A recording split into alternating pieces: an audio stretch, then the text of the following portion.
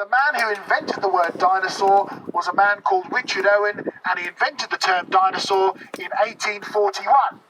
Now, people knew about fossil dinosaurs a long time before then, nearly 100 years before then, where people started finding great big bones and deciding what they should call them. And it wasn't until the sort of 1830s that the first tooth of what we now know as dinosaurs, land dinosaurs, was discovered by Gideon Mantell, and Richard Owen decided that it needed a new name to name these groups of creatures, and so he came up with the name Dinosauria. But what did they call dinosaurs before they named them dinosaurs? The answer is dragons.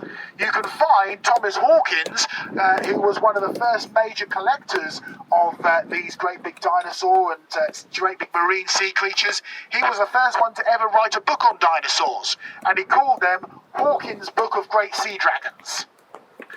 In fact, the first ever book on the flying dinosaurs, the pterosaurs and the pterodactyloids, was named the Book of Flying Dragons. Dragons of the Air, it was called.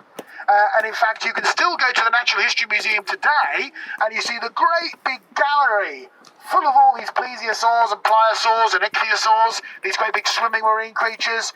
You can still see that most of them belong to the Hawkins collection, and you know that because they're labelled, and underneath the name Hawkins, you can see the label Sea Dragon.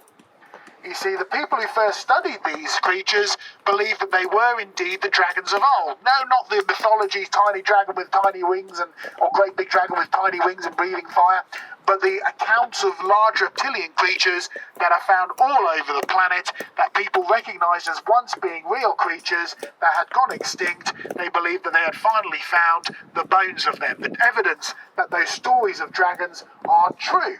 That's what Richard Owen wrote to one of his colleagues, William Buckland, that we finally have the evidence that the dragons of old are true accounts.